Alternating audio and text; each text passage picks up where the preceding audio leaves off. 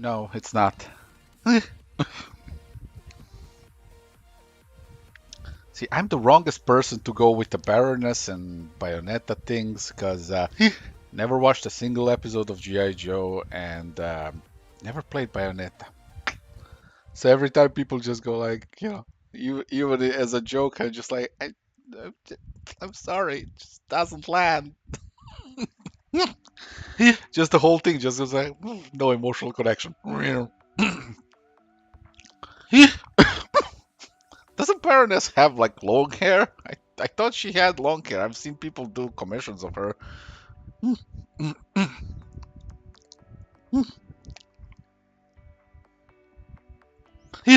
So, now here's the thing. There's definitely a reason why she's got Catwoman vibes here. Because you know how I said I'm dumping the whole superhero genre, just done with it. So yesterday I was like, just browsing through some stuff, and where was it? There. So I may or may not have noticed this old piece that I was doing that was gonna be a cover for my Black Label pitch for one of the books that are gonna be that were gonna be in the Harleen continuity, called Selena, and this was gonna be the cover. And then yesterday I'm looking at this and I'm like, damn shame I'm not gonna use this for anything. And then I'm like, or am I? And then I just went blip blip blip blip blip blip, and I'm like, yeah, no, I'm using this. No, Joe. See, GI Joe was never really reached Croatia when I was a kid. We were all about He-Man. GI Joe never got here.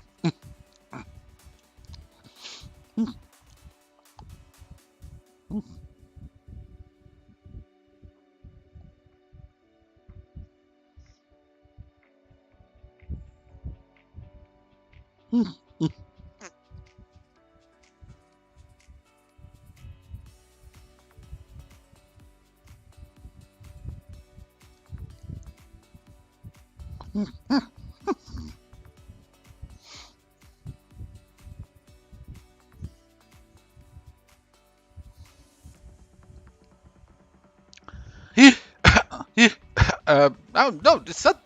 DC didn't mess up anything. Like, um, I gave up. Like, I was done. Like,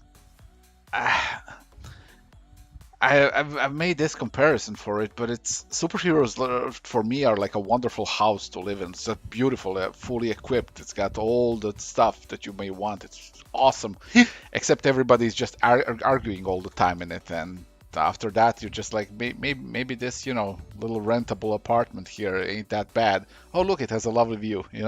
Oh, and also it has peace and quiet. That's the beauty of not working with superheroes anymore. I get to work with an audience who just genuinely is there for what I have to offer. We have an unspoken, what am I saying? We have a very clearly and multiple times spoken arrangement here. I make the comics that they want to read, and they come for that.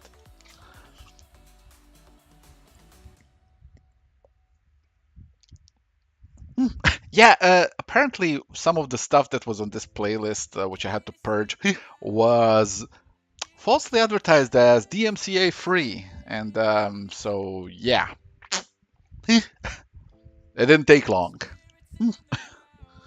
So right now I'm literally every time I'm posting one of these streams, I'm kind of risking the whole shtick of it's like leaves it alone. It's like, yeah, all right, DMCA free music, and it's like fucking 10 minutes later, copyright claims and this and that's DMCA. No, it's not DMCA, but it's like you have copyrighted stuff in your. I forgot how it goes, but it's not the one where they straight up immediately make a pull. I'm like, yeah, I'm not dealing with that shit. Click.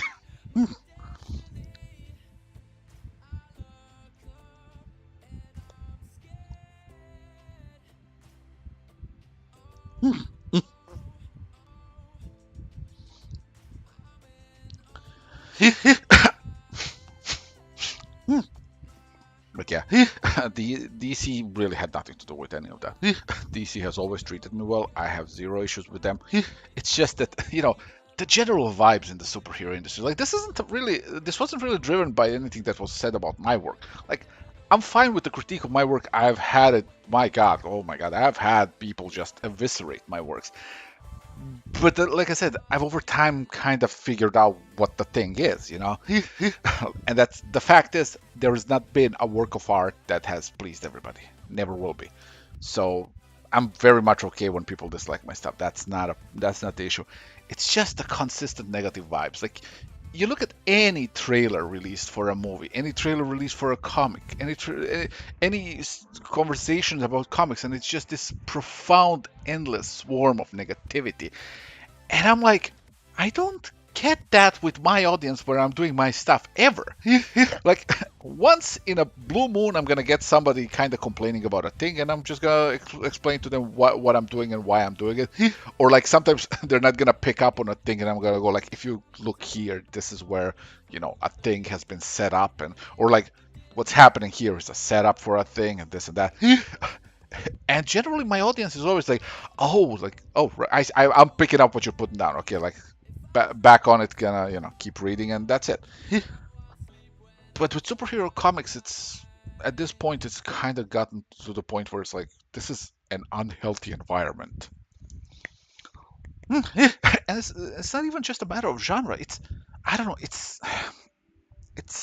this strange nature where everybody's being possessive about this escapist fiction to the point where it's like it's fought about everything but just like no it sometimes feels like nobody's actually reading the comics anymore. It's just everybody just looking for an excuse to argue. And I'd rather not be in that environment. It's much healthier for me. Like I have Tourette's, right? And when I'm stressed out, it gets worse. I don't know.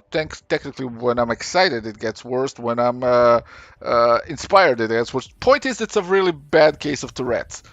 But if I can remove some of the stress out of my life, so it's a bit of less Tourette's. I can actually pronounce stuff. I can finish a sentence without being paralyzed by my tics. So I'll take that. How do I think current AI illustration programs will affect comics? No idea.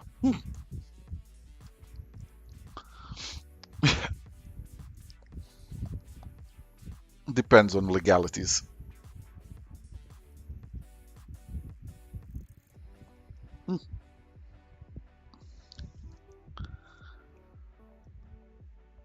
Exactly. And this is how it's supposed to be. Where the fuck do you find the time to just endlessly argue? It's like here's the thing. I work on so many comics that I can't read comics. Like I understand what a lack of time is.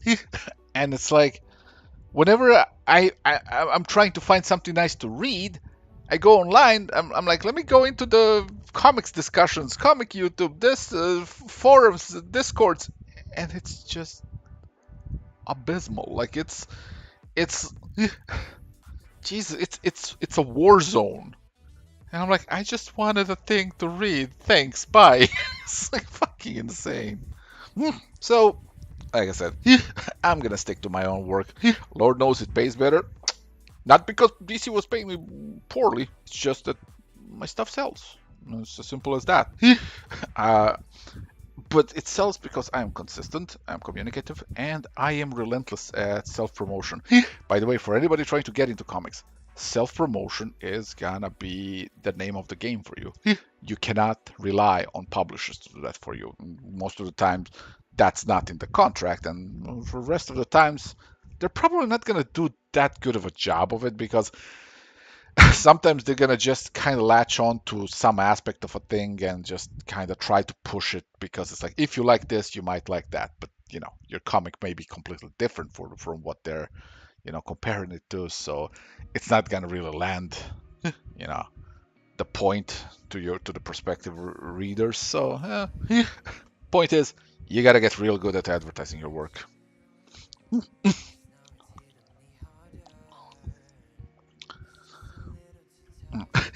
I have a fuck ton of social medias. I am very quick about it. I don't get myself involved in anything. I just post my works and move on because I just don't have the time. I let my work carry its own weight, and beyond that, like I said, don't have the time.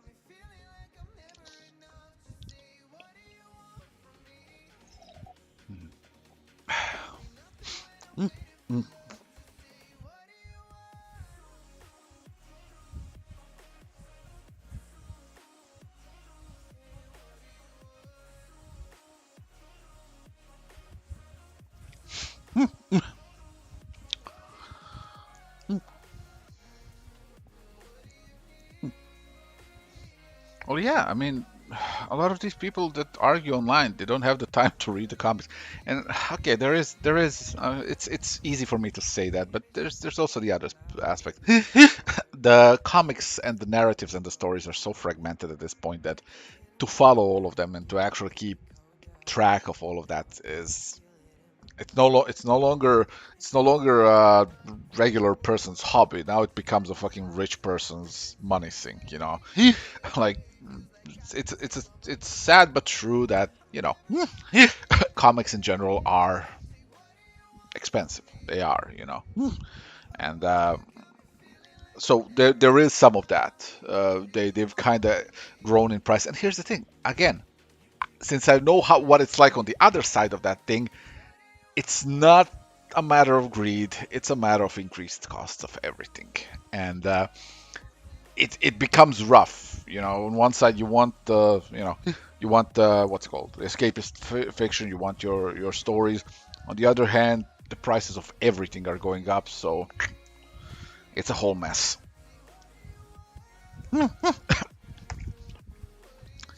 This is one of those reasons why, like, whenever possible, I just prefer making graphic novels.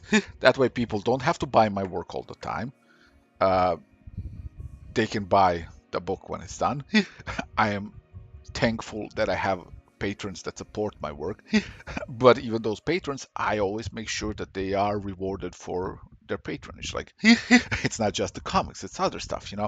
And it's like there's illustrations, there's designs, there's sketches, there's a lot of like literally they have like this is one of those things. Like, where do I get your comics digitally? Seriously, just sign up for my Patreon. You'll get a better deal than trying to buy them through, like online places of, where they host. Like, I love Comixology and all that, but fact is, like, you're gonna pay a cheaper price on my Patreon and get all of them. And honestly, I get more out of it.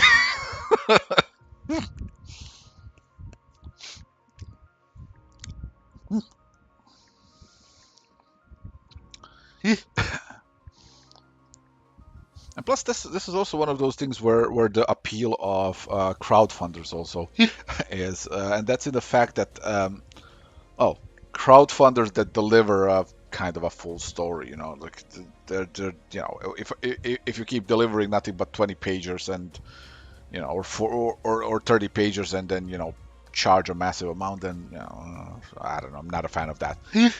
But crowdfunders, for instance, are a very nice way for people to kind of get a very nice, luxurious edition of something that they like. So that's also nowadays an option. So it's like, you know, comics are a stressful business if you actually go into it as into it professionally. Like, it's wonderful. It's like a dream come true. But if your dream is to just constantly be stressed out, uh, For my Patreon, like whenever you join in, you literally have access to the whole goddamn thing, depending on which tier you join. My highest tier is $8, and that literally covers everything from the first post to the last post. There's a lot of shit there. You have Sunstone, Death Vigil, Fine Print, The Queen and the Woodborn, even the old volumes of Ravine are there. Uh, Achilles Shield Maidens, all the designs, all the concepts, illustrations, and my novel stuff, and like what else? There's just like there's something else that I'm forgetting, but whatever it is, it's there. Yeah, that's a lot of shit. That is one big pile of shit.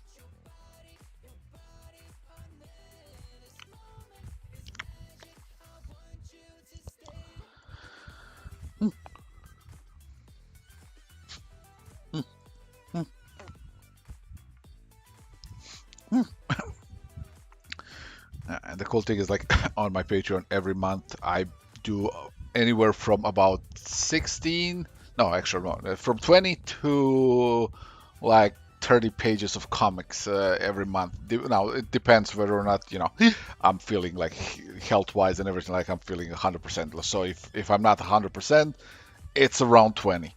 Well, it's 20 plus. But if I'm feeling real fucking good and real fucking on fire, then I tend to over deliver by a lot.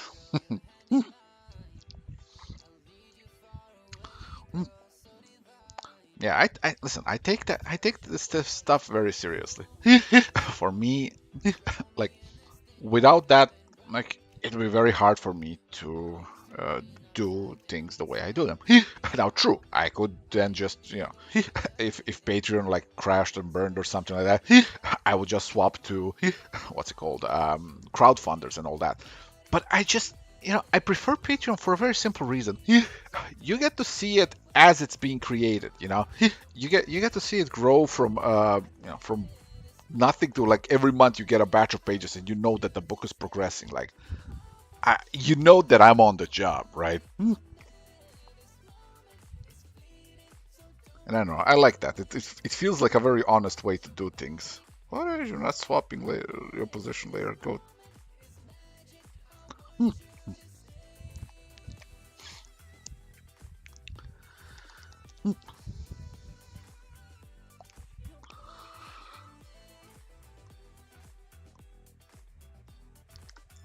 Yeah, no, I can't deal with that.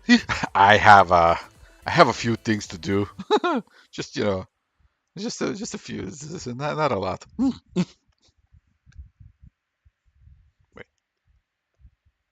Oh, okay.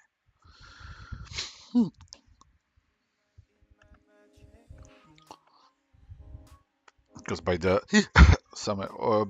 this time next year, I gotta finish Fine Print 2 and Sunstone 8 and have it ready for print. So it's gonna be a busy year.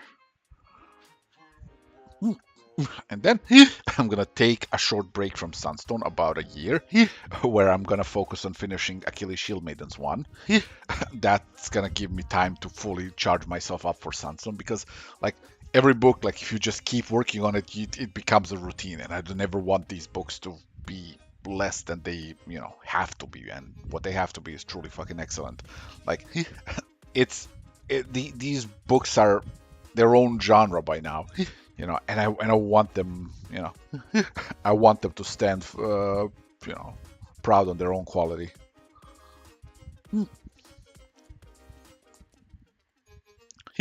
Yeah, exactly.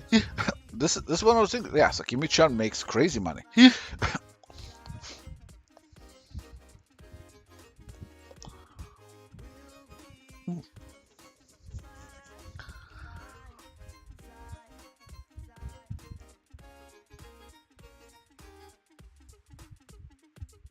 And don't get me wrong, like I actually love floppies. They're fun. Like it's a cool thing, you know. It's a bit of a tradition. But they're also kind of a whole mess. Because like eventually I gave up on them because well, basically what happened was I would have a series and comic stores wouldn't order. It's understandable, you know, when you're doing some independent stuff, when you're doing your own stuff, work for hire, no, sorry, not for create your own. Unless you're such a massive name that you're guaranteed a spot, you know, you're gonna be on a pre-order only, and even then, stores will sometimes, go, I don't know about that. And so, you kind of had to swap my methods of work. And I don't even blame the stores for that. Like that's the problem with this line of work is the method in which they have to work is they literally kind of have to guess what's gonna sell and what's not, and then order it, you know. And it's like, yeah, sure, there's pre-orders, but a lot of people just don't even pick up on that. Like they're gonna be like, it's like, oh, the comic is gonna come. I'm gonna go to the store and pick it up. It's like you didn't order it, we didn't get it, you know. So, and it's not a big margin of profit for them. So I 100% get, why they would just skip out on something, done by Stepan Shage, some nobody whose name they can't even pronounce. And mind you, I am a nobody. Like I have had a few things in the mainstream that kind of landed, but I'm not a household name in the mainstream industry. But I have my own presence in other places where I've made my footprint and where I've made my success. So you know, it's kind of one of those. Bless you. It's kind of one of those weird things where it's like you you don't have your success there, but technically you don't need it. So with kind of learning from those things, learning from my mistakes back in the day, relying on comic stores to carry stuff like that Vigil, where I've had people go like, I tried to order the second one for pre-order the second one from my store, and they said no, they only ordered the first one for the these creator owned indies. And it's like, yeah, well, there you go. And point is, it was a harsh lesson to learn that that's how the industry works. It's a rough business end for everybody. And when Sunstone was approved for release, I tried getting people to pre-order through comics book stores first. And I've gotten a disturbing amount of them that came back to me and said, yeah, no, my comic book says the store just says they're not going to be making any orders for this book. So I went, all right then, people, change of plan, Amazon. And Sunstone became an absolute bestseller. We've sold like 500,000 books so far, and it just keeps going on a daily basis, And that's the beauty of it. Like you have to, like you can't rely on just the previously established methods to guide you. Like you're gonna have to kind of get creative in order for your books to, succeed. That's what I had to do in the end. Exactly. I'm that guy who did the thing. The guy with the name.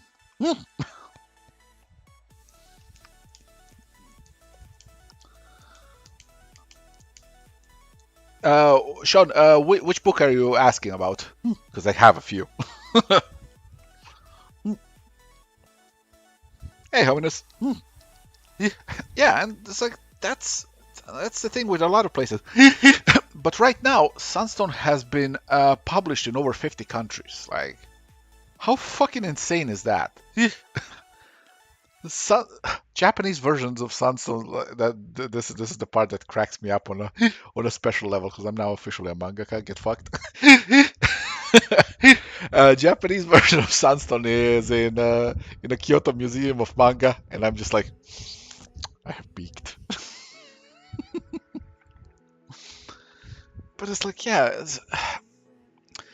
Before that, my chances of success were mediocre at best. I would have been an artist on some work for hire stuff, and kind of bet it's kind of one of those.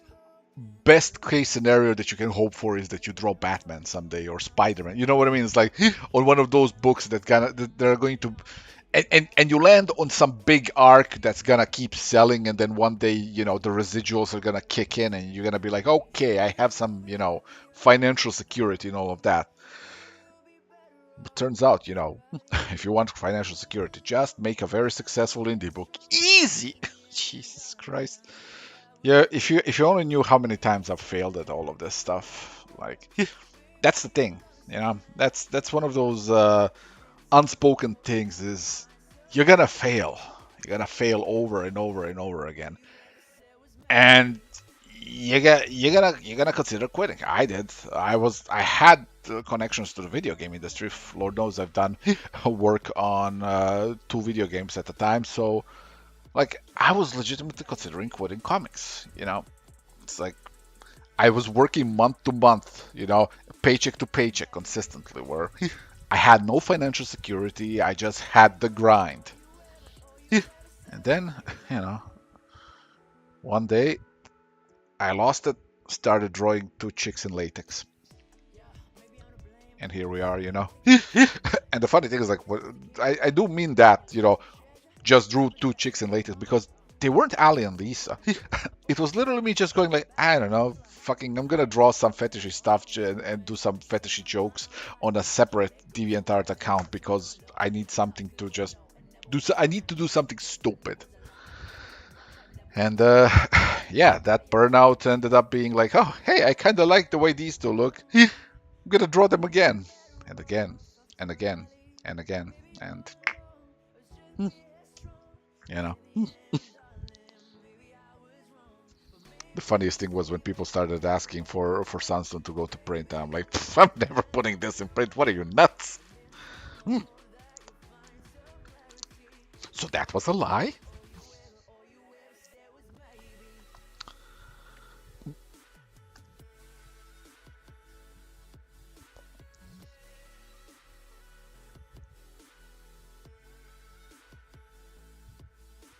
Hmm.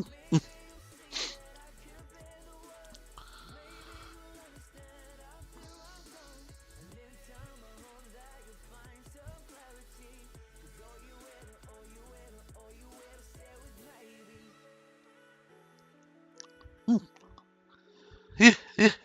Yeah, exactly. Well, I still proudly call myself a webcomic artist. I am I am extremely happy with that. Yeah.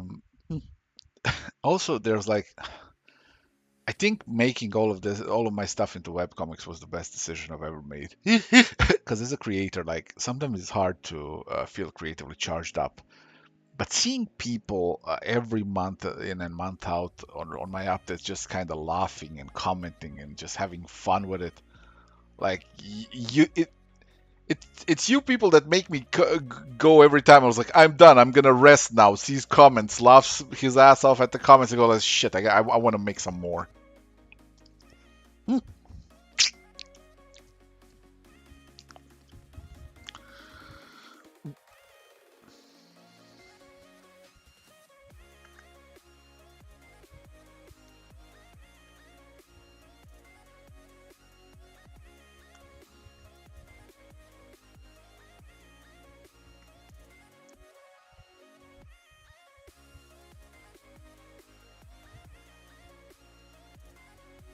Hmm.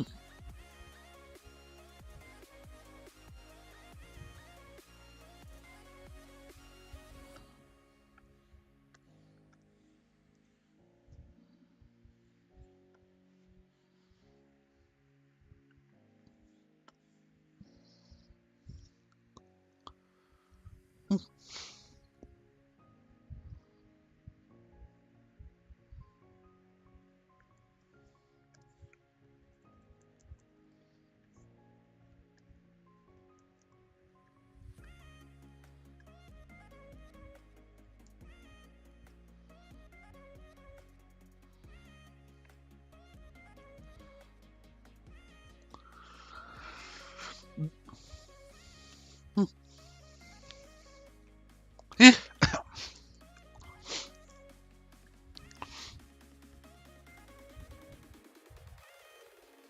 Yeah, at this point, I'm too used to the process right now, so I couldn't, like, I don't think I said I'm probably gonna, when Death Vigil 2 is ready for publication, the full thing, I'm gonna do a quick floppy run, right? But that's mostly because I've had a lot of people who got the original floppies saying they kind of want to continue their collection. I don't know, like it's gonna be a short, not a large print run, just gonna be like it's not gonna be a financial gain really because at those numbers it's probably gonna be just the goal is break even on that just for the for the fans that actually want those. And then hopefully the book finds its success in trade format. But I'm not gonna hold my breath about that vigil. It's one of those books that just keeps failing to find an audience. So yeah, it would be nice, but again, I'm not. My hopes are mediocre at best. But that one I'm probably gonna just do like I don't know, maybe like 4 floppies or something, like slightly thicker floppies, just so that I can technically call them floppies. So it's gonna be like 40 pages or something like that. We'll see. Hey, Gray Fox.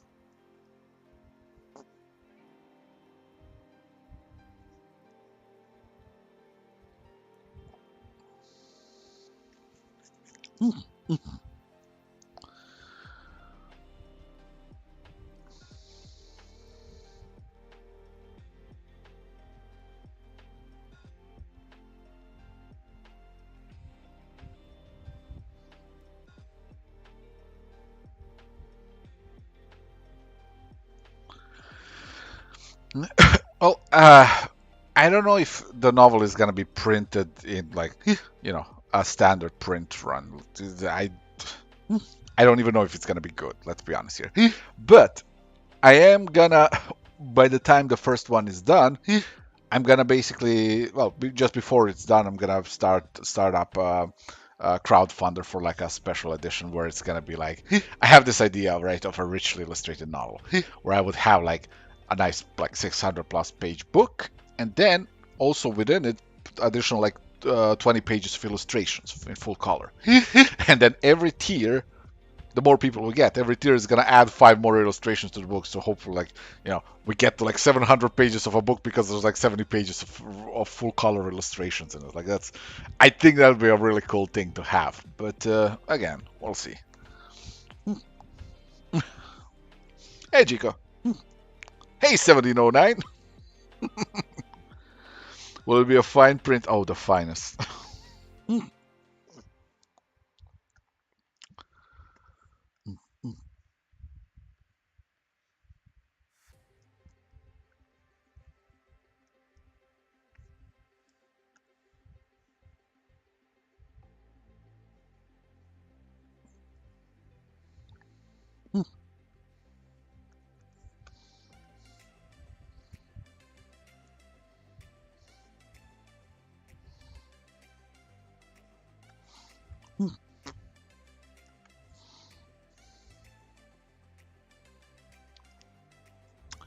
I am drawing Ali, but Ali about 3 years into her marriage, when she has a very short hair phase after she likes it on one of the people in the Crimson Club.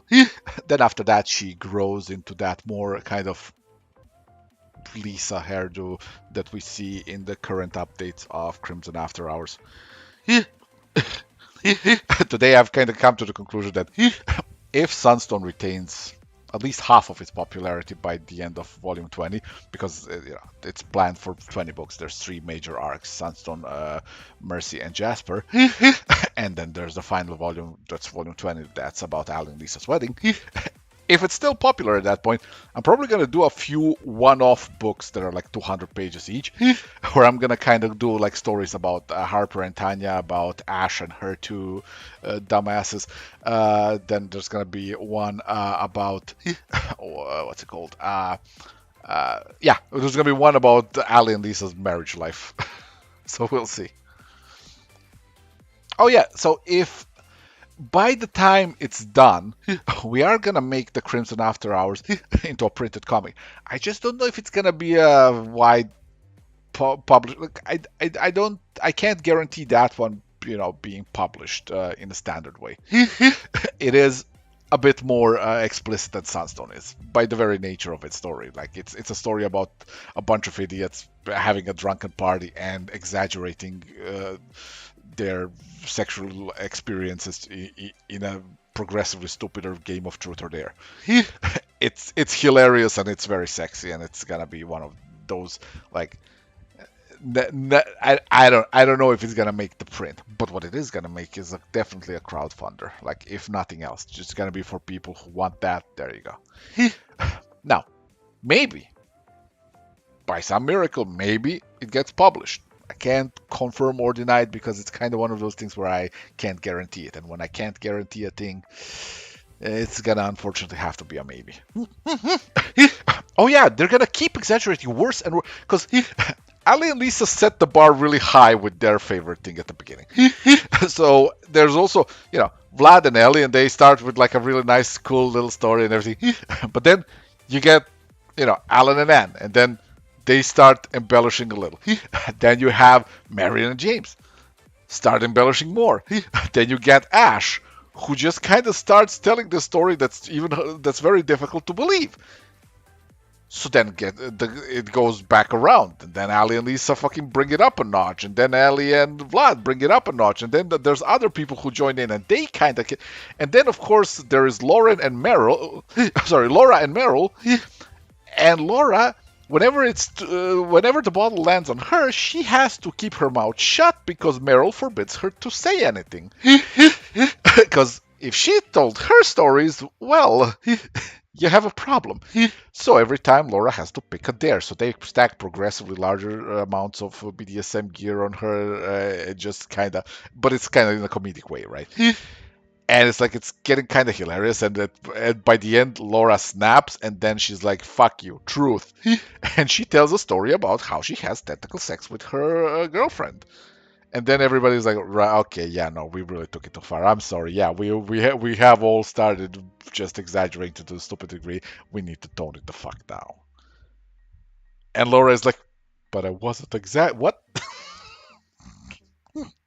Sounds pervy. Have you read Sunstone?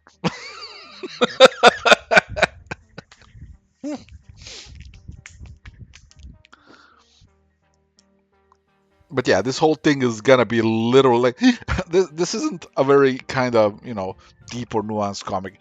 It's extremely character driven. The Crimson After Hours, but it's character driven in the way where it's like it's them at their drunkest and dumbest.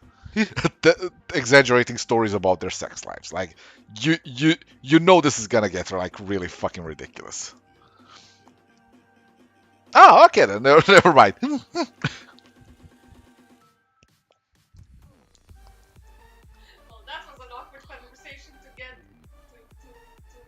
Yeah, it's like randomly walks into me talking about Sunstone stuff.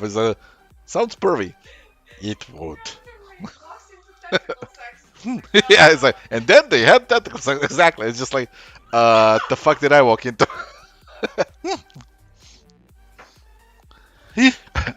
Where's the best place we can get hardcover copies that you prefer? It's all the same to me. Literally pick wherever it's simplest for you. Is it Amazon? Is it a comic store? Whatever. It all works. Yep. Hey, listen, you gotta have all spices, you know? You gotta have the angst and the drama and the dumb and the hilarious and the spicy. And by spicy, I mean that crazy puzzle assembling action, you know?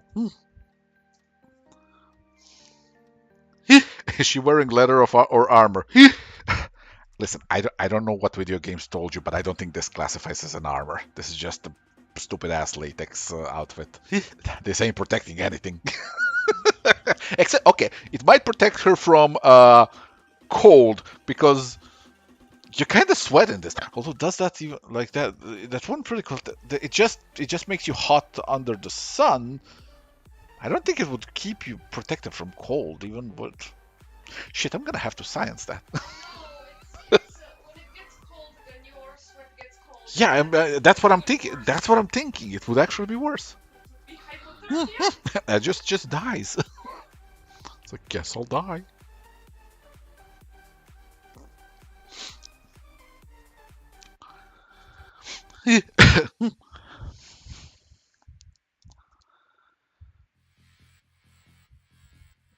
Just a couple of girls hanging out, sometimes literally.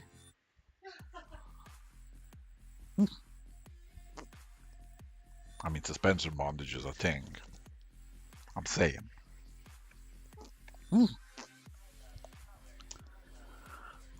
Exactly. It's just the worst fucking material. Hot makes you hotter, cold makes you colder. Why are you so useless? It's like, why would anybody invent this? Shiny body make people horny. Oh, that's why they invented it.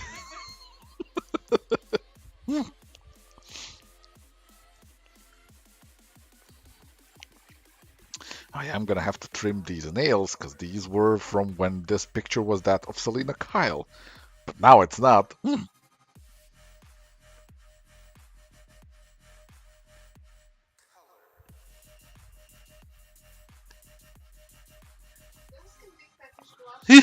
Yeah, sure, but it's yeah, but they're also very impractical when she's doing the other stuff. By other stuff, I mean like folding laundry and stuff. It's very just impractical. Yeah, yeah. Don't want holes in your laundry unless.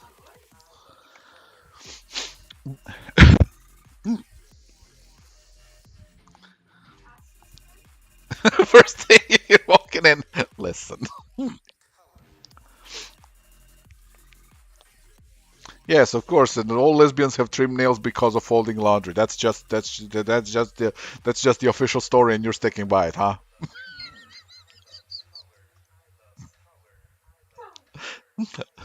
Listen, I've I've heard a, quite a fair bit of confessions. Okay, I've heard stories, and it's that pesky laundry always.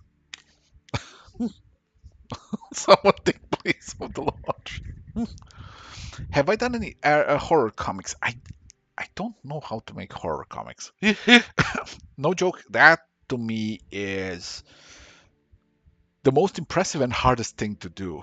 Because horror is very difficult to properly achieve in a comic format. Like horror is a genre. Like we're all used to it, kind of relying on not just the visuals, but about also sound, which you can't do in comics, and also sometimes about sudden motion, or not even so sudden, but there needs to be a movement.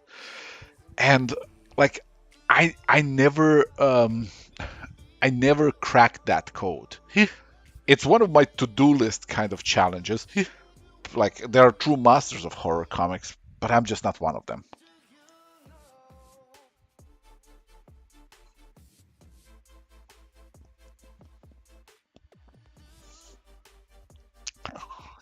Listen, latex is actually very good for folding laundry because you don't have, like, if you have sensitive hands, right, and you don't want that detergent like residue sometimes, or it's like, shut up.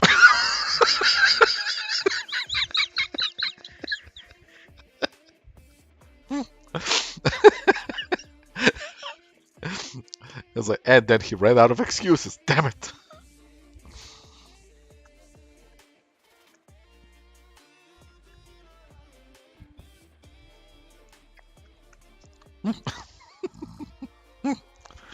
What the fuck? I, wow, he saw the smileys and was like, not on my watch. Not here, not now. It's like he just wrote my comment, shut up, and the XD smileys, and Nightbot was like, no, stop it, get help. Exactly, static. That's what I was going for. Thank you. We shall not incur the wrath of the almighty Nightbot. All glory to it.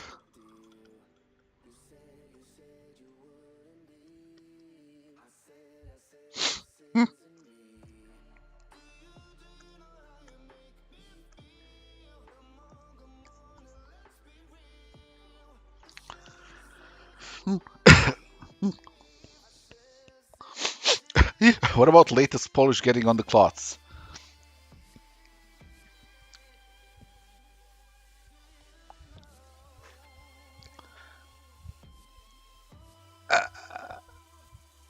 Shut up.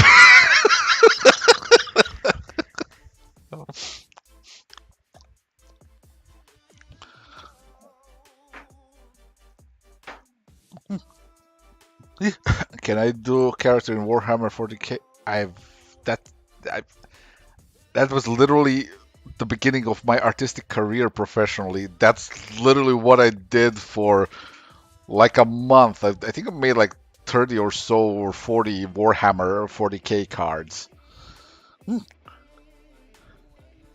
Do I check out fan arts of my works? Yeah, I check them out. I share them. I'm endlessly frustrated when people make them and don't tag me, so I have to, stumble upon them like fucking 5 months later. It's like I made this thing for my favorite comic, Sunstone. Just does nothing. So now I have to. I've grown into the habit of literally fucking searching Sunstone fan arts and Sunstone cosplays because people don't tag me, and then I'm like, yep, I can. I have a pretty big. There's an audience here that actually wants to see that. God damn it.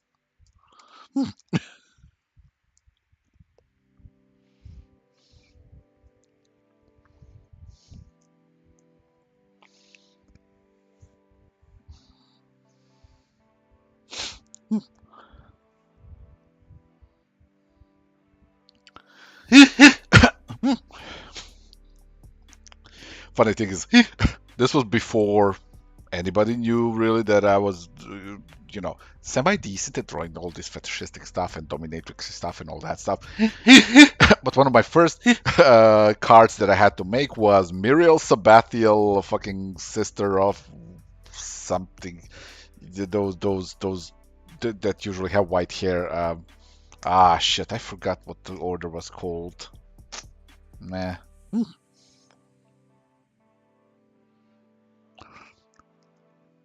Funny thing is, like, I am so far from being big in anything that is just like I just so I'm just an idiot on the internet. Hell, people who come to my streams, they immediately go like, "Oh wow, he's just an idiot on the internet." Sisters of Battle, thank you. But this one was like a fallen sister corrupted by the Slanesh or something like that.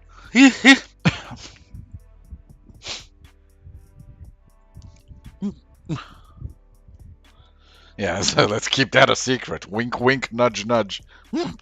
No, he's smart and eloquent and does stuff.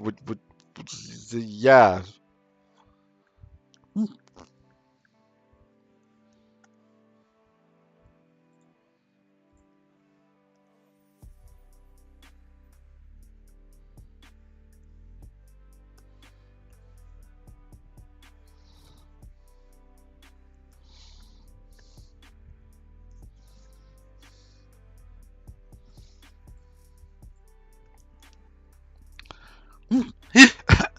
Yeah, I don't do any fucking self inserts with my characters, but that picture is a mood that I feel, you know. That shrug is just, it's that life feeling of what do you think about? What do you mean? Did you like the? So what's your opinion on? It's like I just don't follow anything, don't know anything. I know my comics. Thanks.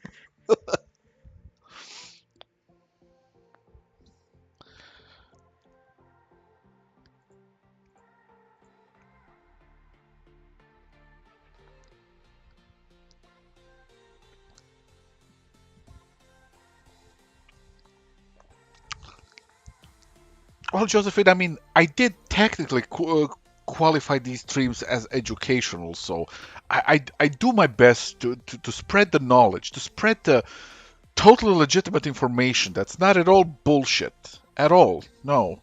Because that's what we do on YouTube. We spread the knowledge.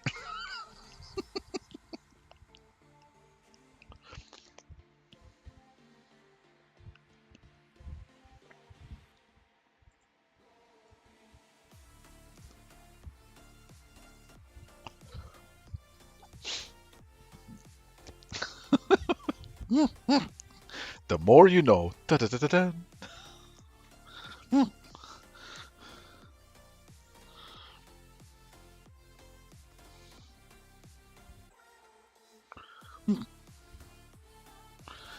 I learned too much.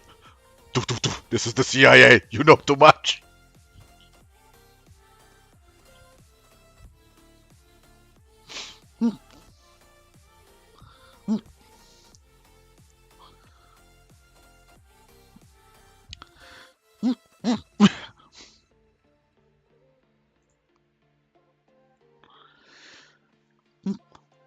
And listen, all you need to tell them is this.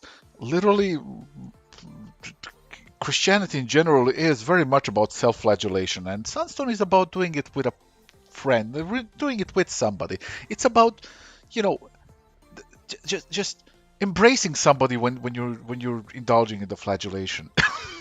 I'm a fucking moron. Just so that it's like just your daily reminder that I'm a goddamn idiot. Okay.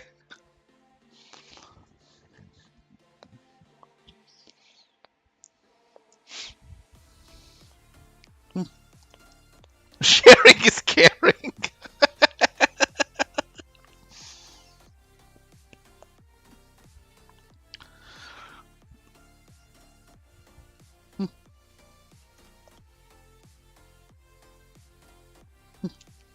I think Emma. Yeah, I mean, like it's one of those things. Everybody is a dumbass. Everybody's a fuck up. We have our cool moments, right? Where it's like where we seem like we know what the fuck we're doing, but we're all just kind of trying to go by day to day, you know. I've kind of embraced that. Like this is why, like when people try to be serious about stuff with me, I'm like, listen, the best I can give you is an estimation of a thing that I think may be the case of a thing. You know, this is why I also am not really keen on teaching people stuff because I'm like, what if I have learned it wrong? What if I teach you wrong? You know what I mean? It's like you kind of have to understand. Like, sure, there's a threshold to that. Sometimes, I'm gonna say it's like, okay, so I can't teach you that, but I can teach you this because this I know that it's gonna make you do the thing in the way that I do it, and it seems to work. So this I will teach you. But generally, most of the times, I'm just gonna be like, listen, I don't know. I'm just kind of working this shit out as I go.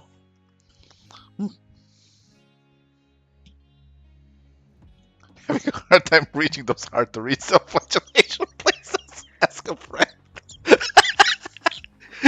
I mean, yeah, that's the whole point, isn't it? It's like I feel there's a bit of my sin left back here. I just can't seem to get it. Could you help? Oh yeah, that's that good purging. Oh yes.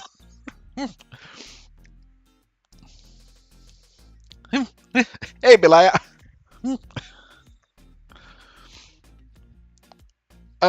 Because here's the thing. Not everybody is skilled in color theory. They haven't learned it or something. Yeah. Well, and then there's also sometimes there's just a simple fact that like even if you know what you want your comic to be colored, that sometimes you just don't know the programs. You don't have the programs. You don't have the experience or anything, and it's simpler to just hire somebody else to do it. Plus, there is a certain kind of a joy when you give your work to somebody to color it, and it comes off different from what you imagined it, but still fucking cool. Like that is special. I've seen people actually sometimes take some of the line works that I did and color them, and it's like it's so surreal because like mentally I'm like, okay, I would have done this, like that, but they went with a completely different coloring approach, completely different coloring style. I'm like, Shit, so that's what it would look like if it was done like in the 90s, where it was like they did a different kind of coloring approach than we do with some stuff today. So it's like there's multiple reasons, and sometimes it's just a matter of streamlining the creative process. Because you got to understand, like comics are for the most part a monthly delivery business, and as such, uh, it's kind of the same reason why mangakas hire assistants. It's not because a mangaka can't sit down and draw their backgrounds or apply their stuff. It's just that they're working on a short deadline. Comic needs to be made, so they will streamline the process. They will pay the people to do some stuff that can be done parallel to what they're doing. So they can, sketch out the page while somebody else and draw the characters, and then pass it off to somebody else. They're gonna add the backgrounds. The other one is gonna add, the inkings, the shadings, and all that stuff. It's kind of a similar concept behind, the standard penciling, inking, coloring process in the standard, let's say, Western comics, where it's basically instead of a background artist, we get a colorist. And these days, more and more so, colorists have become very often the background artists as well. So it's a whole thing. Mm, mm. Can I see myself being strictly cover artist in the future? No, okay. Fun fact: I'm a terrible cover artist. I'm good enough as an artist to make a cover that's gonna look good. It doesn't technically make it a good cover. Like I can draw you a pretty picture. That's the thing. A good cover will give you more than a pretty picture. And a good cover doesn't come instinctively to me. I have to work so fucking hard to think up something that's gonna be a good cover. Well, not a great cover perhaps, but a good one. Well, there's artists out there that just think like an illustrator, and I think that's one of the big reasons. I'm not technically an illustrator. I'm a storyteller. Like I don't think in the same way that's needed to do storytelling in one image. I think in a way that will give you the storytelling over 20 pages, 40 pages, 200 pages. So it's a different mindset. So it never really clicked for me, I guess. That's how I saw it always. Point is, I'm a shit tier cover artist who can draw a pretty cover. Okay, like that's pretty much it. No, like I really mean it. Like there's a difference between a pretty cover and a good cover. I could draw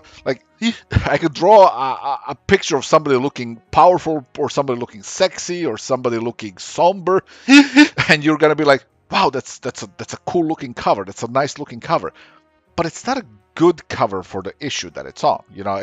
It doesn't really connect to a lot, if anything. So it's like, mind you, once in a blue moon, where when the planets align and the Jupiter is just close enough to Earth, I will make something that is amazing, to the point that I'm gonna spend the next 10 years looking at that cover, going like, damn, I really caught something there, didn't I? Damn shame I couldn't fucking catch it again. No, this is a wonderful picture. And given the context of Sunstone, because I'm personally involved and invested in it, yes, this would make a really good cover. But what does this say really about the story in any interesting new way beyond Ali sexy latex shiny? You know what I mean? It's like it doesn't really add anything informationally to it. It's just like, yep, she's a dominatrix. I guess she had a haircut. Cool. That's the thing. There's people who will take a cover and incorporate what I just said, but also tell you a thing narratively. Also, that makes it an excellent cover. That makes it a cover worth fucking going like, wow, now this is fucking good. So like I said, there's a difference between being able to draw a pretty picture and being a good cover artist. Fiona Staples is a master tier cover artist. She's great at interiors, amazing. But her covers, now though every now and like, not every one of them is gonna be perfect cover, but like I'd say about 60% of her covers are master tier covers. Yes, sex sells. Sex sells. Violence sells. Anything visually impressive sells. But again, it's kind of one of those things. Transformers by Michael Bay were a very successful movies, but it doesn't make them not necessarily good movies. It just makes them successful. They were fun. I'm going to be the first one to say they're just they're escapist fiction. They're a bit of popcorn stuff for the brain. Fine, cool. But like there's a difference between things just selling and things being actually good. Good has a much longer staying power. Violent sex sells. I'm mediocre. Some I'm trying to find. I suppose 50 Shades kind of counts, but even that's not really violent. It's just kind of pretentious. Huh? No, maybe. Who knows? You kind of stumped me with that one because now I'm like, does it?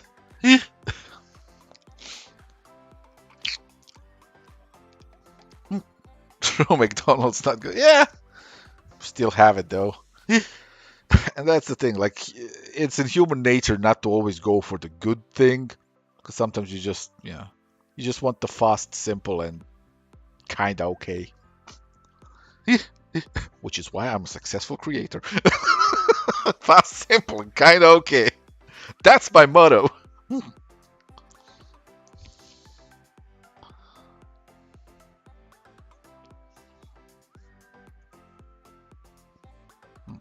Actually, I'm gonna take the harness, move it here so that it doesn't tangent with her head. Then I'm an idiot. But then again, we know that.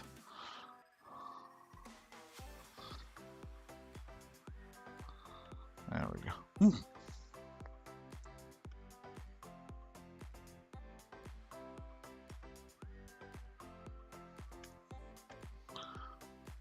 Wow, I didn't even know there was like a piece of line underneath it. Now it looks like a weird demented smiley.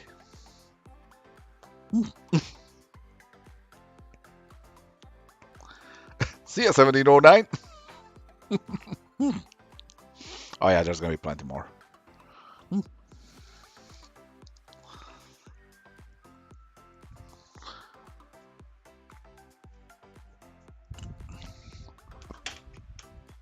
No, I'm not disregarding the narrative that's already here. Like that's literally what's kind of carrying this. But like I said, it's not really doing much beyond, alley pretty. It's more than a standard pinup for people who have spent a lot of time with the character and kind of have an attachment to the narrative, right? But for everybody else, it's just kind of lady pretty, latex shiny.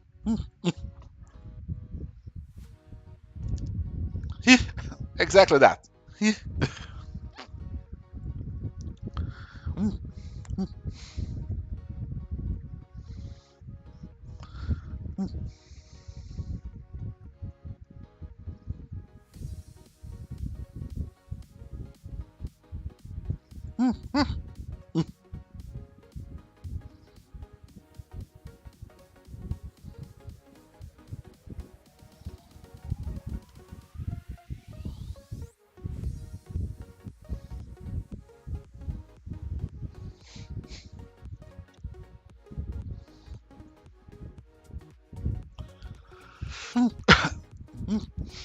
No, this will definitely be on a Patreon.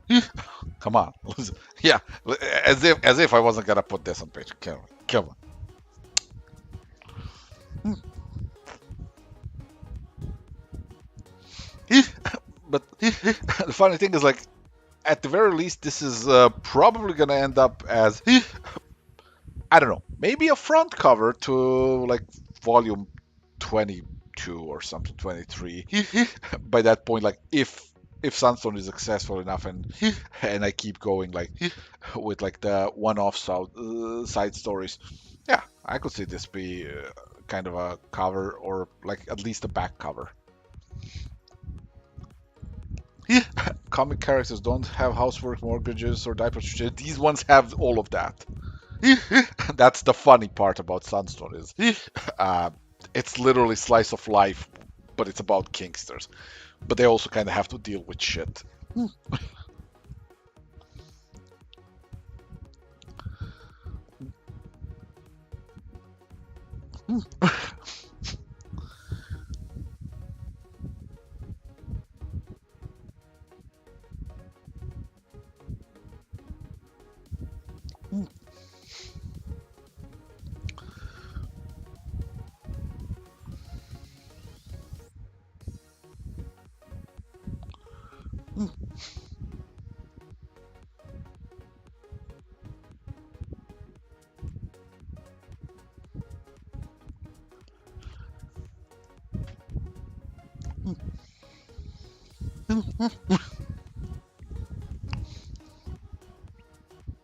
Yeah, that's that's the fun part of it all. Like, this is Ali, right? But this is Ali in her 5 seconds of where she has her shit together, and it's like she looks like she knows what she's doing. Then 5 seconds later, you turn the page and like she kind of fucked it up in a new and exciting way, and that's just.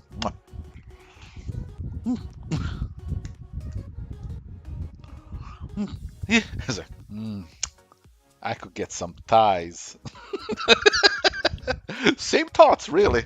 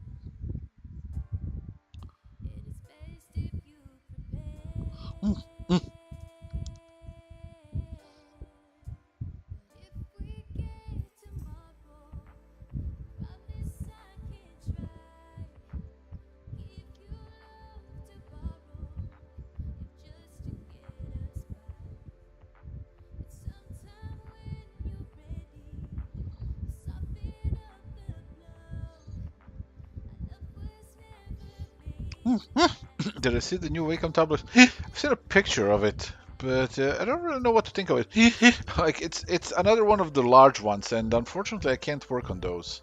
I don't have the room.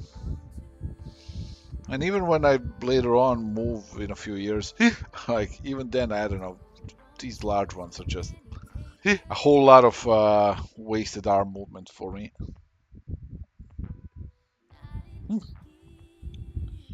That's one of the reasons why I can, make a lot of work in a relatively short amount of time. Is I work on a smaller tablet. It's a simple trick, but it works.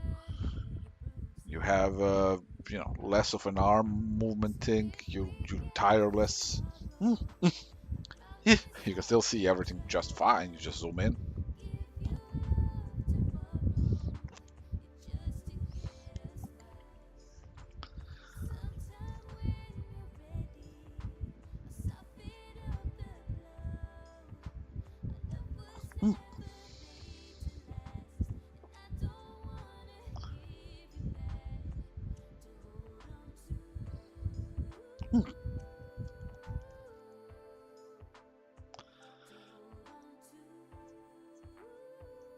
That wouldn't work for this one just because, well, the she's not gozering right now. The outfit is in the entirely wrong color. Plus, Ali is not into that.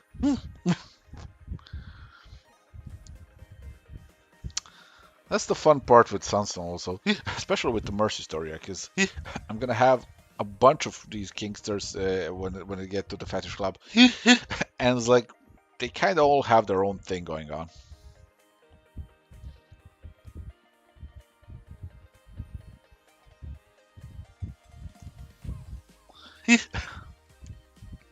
Gozering. Well, I mean, listen, when your name is Gozer the Gozerian,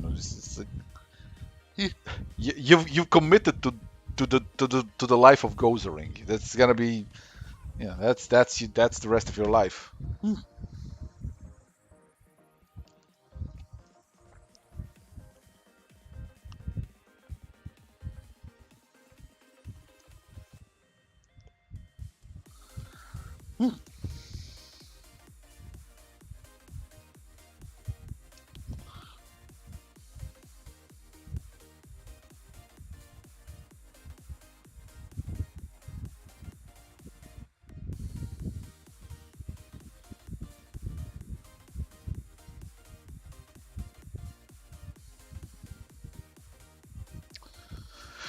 All right.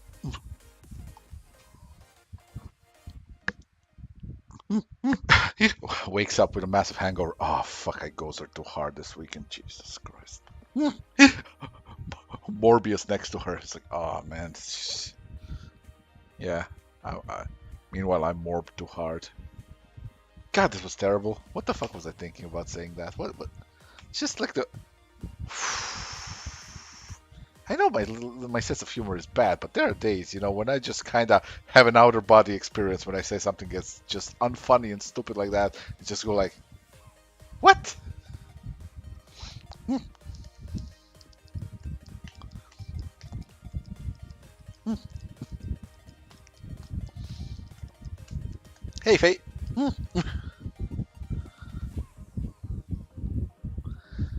What's my favorite tablet size? I have what is it, like 16-inch Cintiq. It's just very easy to work on it. Hmm,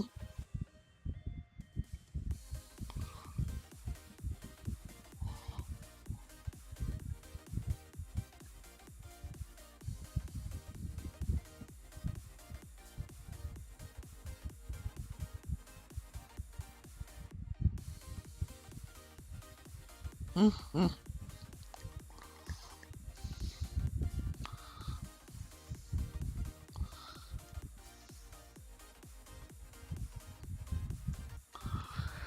hmm,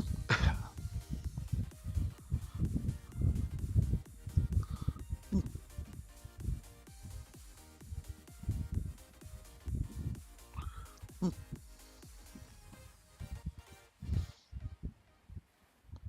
Question: Do pirate art tutorial is morally wrong? I'm, I'm, I mean, if you're gonna learn how to draw a pirate, I don't know. Nothing wrong with drawing Jack Sparrow, I suppose. Do I make my own custom brushes for digital painting? Yep. Hmm,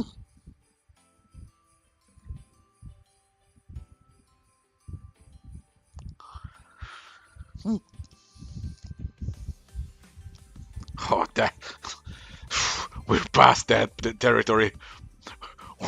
We're in the ancestors' line. Nothing but grandfathers here.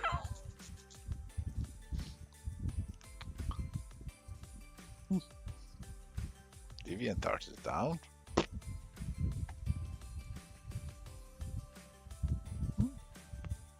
Works for me.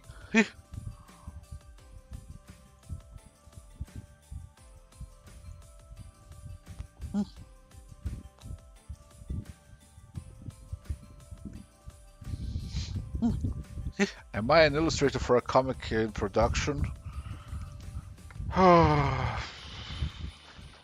I suppose so. One or two or five of them.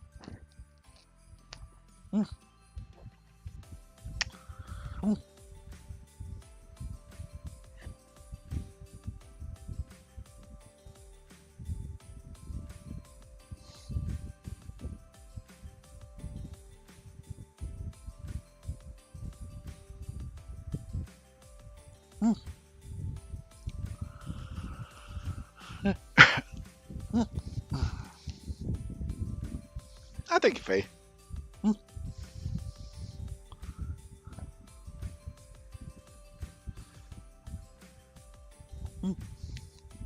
Oh, please. That description is all wrong. I would say I'm known for all of my create your own stuff and also did Harleen. Hmm. Let's prioritize where priorities are. Hmm. Just like known for his create your own stuff, he also did some fucking work for hire stuff.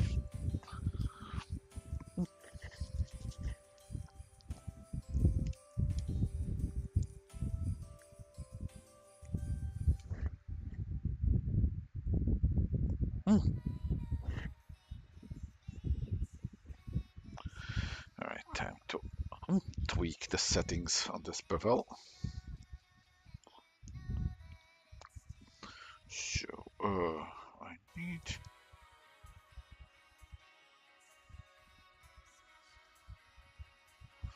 this. Okay. Uh,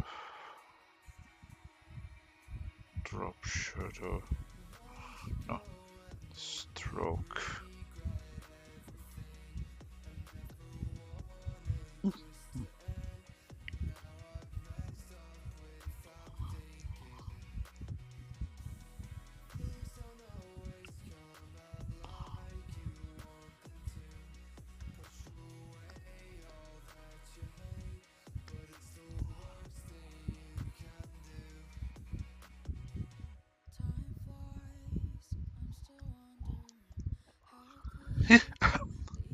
Which fine arts do I prefer? Originals or redraws? All the same to me.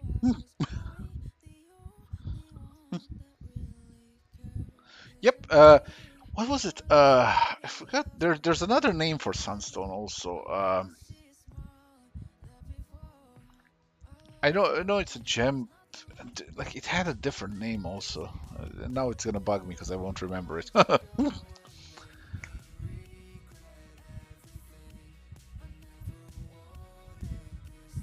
uh, when I learn to draw, do I find art advice method that's just clicks, or do you grind some method to perfection? Felspar, thank you. uh, so my own methods were strange. I was self-taught because I didn't really have anybody to teach me this in any good way.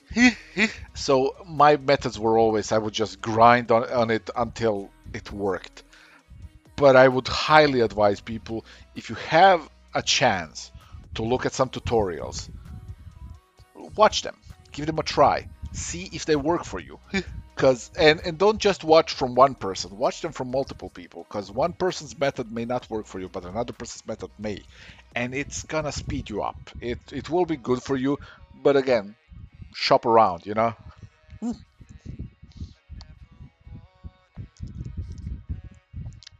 See you ever.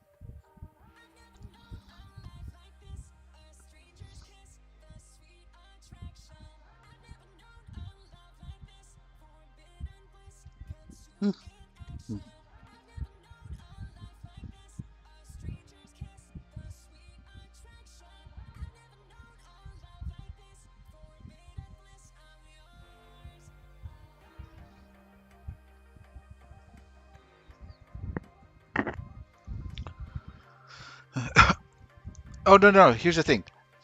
It's not gonna be easy. It's a slow process. Doesn't matter how hard you try, because there are two parts to learning this. One is you learn the method, but the second part is you master it. As in, I can tell you how to do a thing, and you'll be able to copy it for a while, but it won't click with everything else that you're doing. It's like I teach you how to do, let's say, I don't know, uh, how to draw a head, right? And you can learn to draw it from that angle and everything, and then another angle, and you're gonna learn how to draw the construction, and it's gonna work. But I haven't taught you everything yet, have I? I haven't taught you about facial expressions. I haven't taught you about character acting, about light and shadow, how they cast on that head. So now what you have is the method how to draw a head, and now you're trying to combine it with the way you draw a body, right? And you're trying to assemble those things together, and it's not going to look as good as, for instance, I do it, because again, I have 25 years of drawing 8 hours, 6 to 8 hours a day. Like, there is unfortunately the slowness of it all. It takes a while for the brain to not just learn the information, but combine the information with everything else and make it usable, make it a useful thing. So basically, this is how it goes. You learn the thing, for a while, for a long while, you're gonna be like, oh man, this isn't doing it. Oh man, this is annoying. Wow, I can't do shit. And then one day you wake up and you can do it. And you're gonna be like, how? But what you don't know is, like, while you're trying to actively do the thing, somewhere in the back, your brain is doing its own thing. It's connecting things. It's assembling things. It's building slots for this new knowledge to be placed and connected to everything else. I kind of liken it to assembling a computer. It's like you got this new piece of hardware, right? This new graphics card, and it's good, it's better, and everything, but you can't really use it until you've connected everything to it. So you're pulling out your old one. Now your computer ain't even working. There's a lot of cables to connect. There's a lot of shit to interpolate. Then you have to put in the drivers and everything. But it's already there, right? You know that its potential is immense. Well, once you're done assembling, once you're done installing, once you're done running all the checkups and everything like that, all of a sudden, you turn on your computer and computer is stronger. That's kind of how this learning of how to make art works. Is like, it's a whole lot of assembly in the background while you're out here frustrated that you still can't play your favorite video game.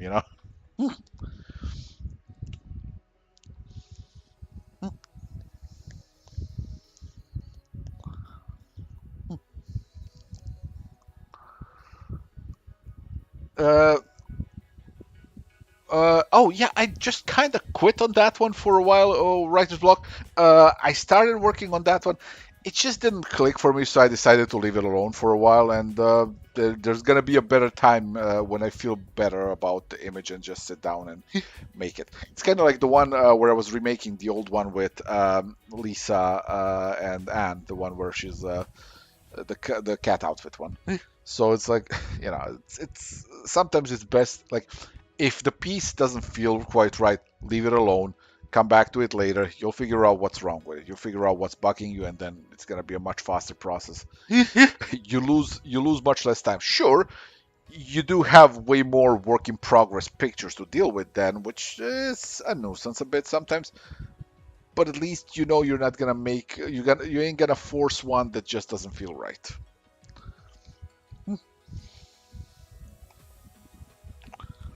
Have I already talked about how I feel about Mid Journey? It sure does exist. Ta-da-ta-ta-ta-ta.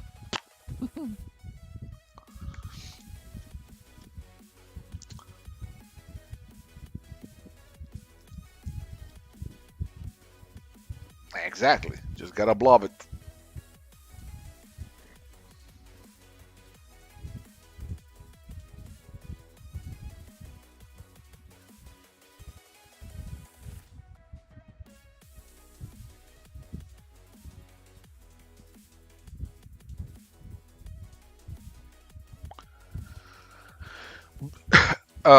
This one becoming a print? Yeah, probably.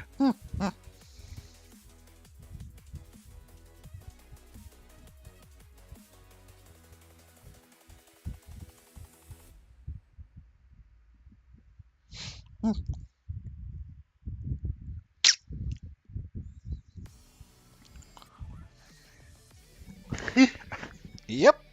It's also gonna teach you faster, Gray Fox. You're gonna learn better. You're gonna learn faster because you're learning from the best kind of learning material.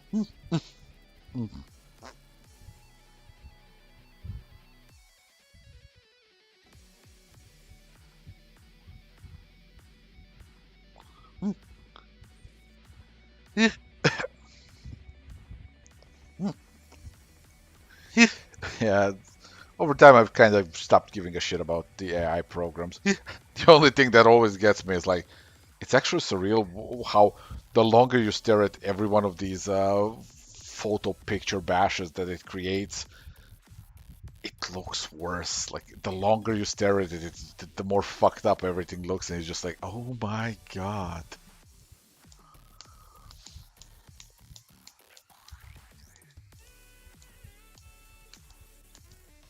No, I don't create art faster than an AI, but then again, AI doesn't really create art. It just, mashes existing stuff together based on algorithms of basic compositions that it adopted from existing artists.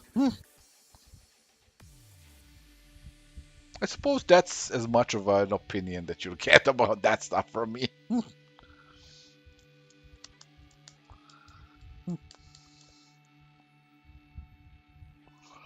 Yeah. Yesterday somebody posted some image and I stared at it and I'm just like, wow, it just.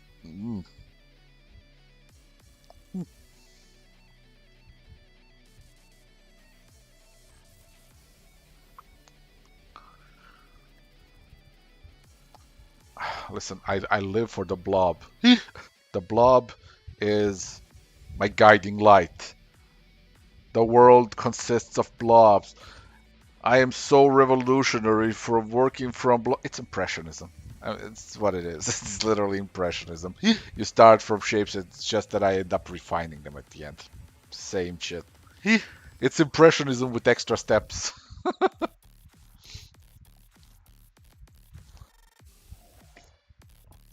Thanks, Cantus. Kentaramura, why does that seem familiar? Wait, is that the Berserk creator?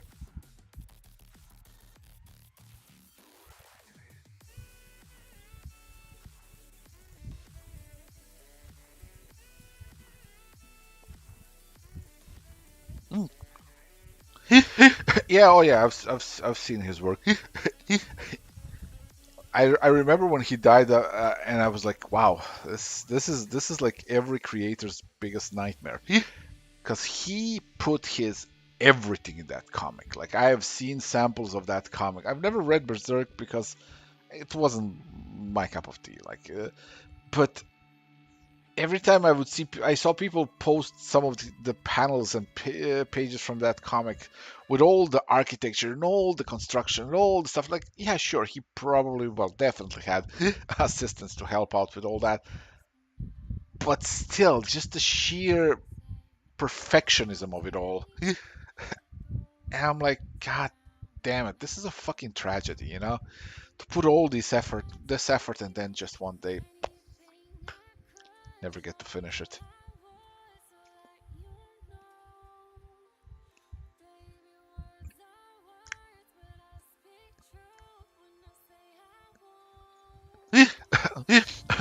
Oh, listen, I have finished Throne Pieces. It's just that I draw a lot of stuff. So that's how the meme got started. But I have finished a bunch of them, and when they're done, they're some of my finest works. Just check out the Buffett one.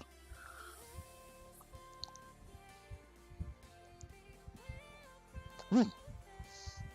But yeah, there is a danger of me not finishing this as well.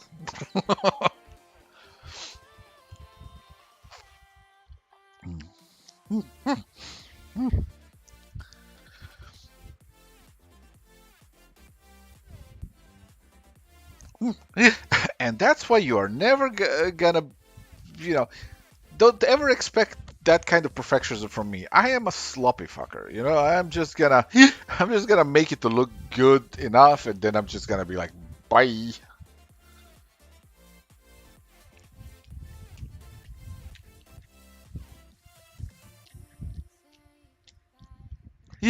Yep, that's how it is. Yeah.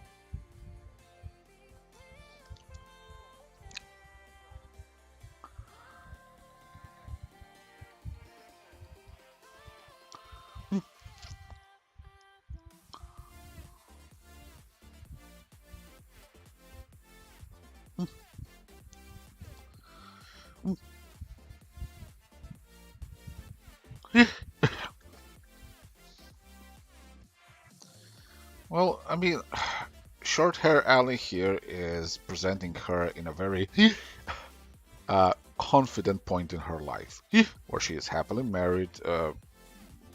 She kind of has her shit together, more or less. There's still fuckopery consistently, but it's kind of one of that things where it's like one big aspect of her life has been resolved, and she's happy and she's confident in her relationship. So that confidence has a way of radiating off of a person. When you see people who, you know, are very certain in that aspect of their lives, they do have a bit of a presence to them. Will I post this work on DeviantArt or Instagram? Yeah.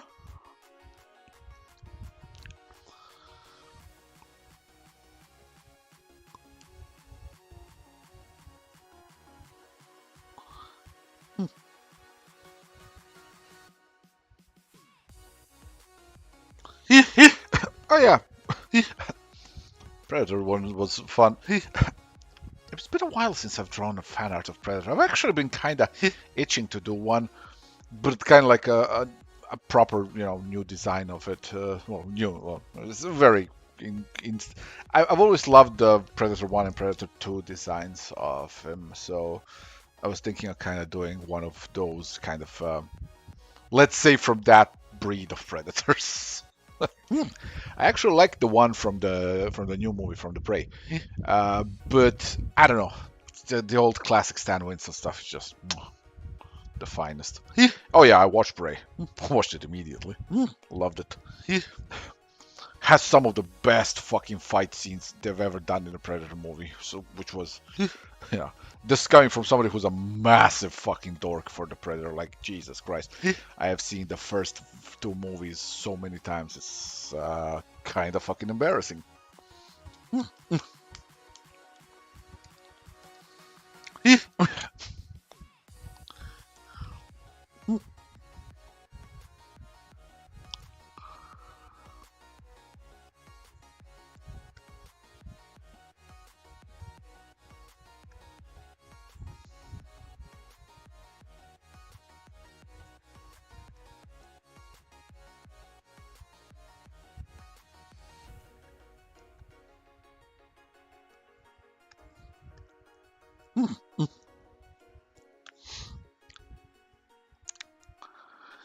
I mean, that's what I do. I do a million speckles. They're just really, really large speckles. It's like, what do you get when you inflate a speckle? You get a blob, lawyered.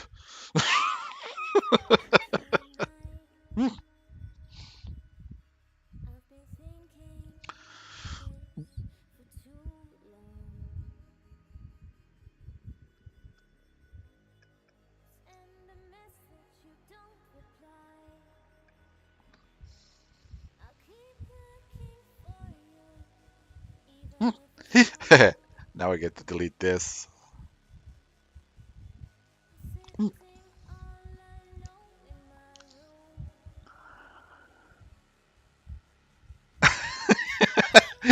I mean, technically, I made my own. Yeah, fucking full-sized one. Jesus Christ, I was a fucking dork.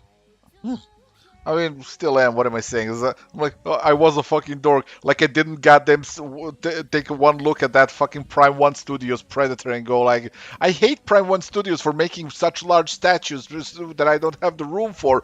Also, I want this because I lost a full-sized one. At least a half-sized one would be okay. Did I watch Cyberpunk Edge Runs? Yes, finished it.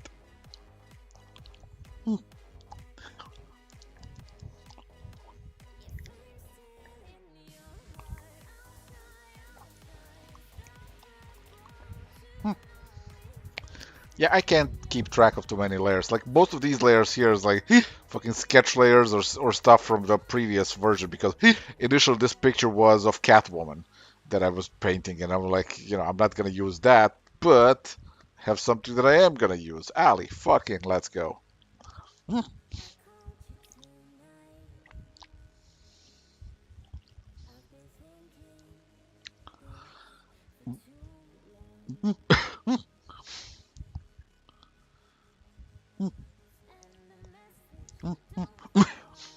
Yeah, because the cool thing with this approach is like it enables you to freeform work.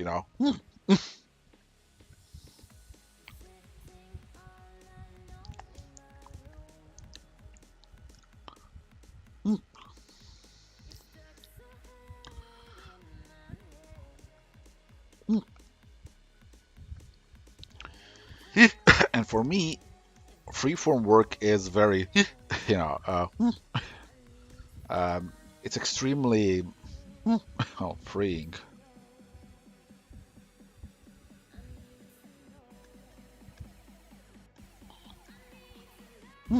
It helps me work from kind of the instinctive side of my brain.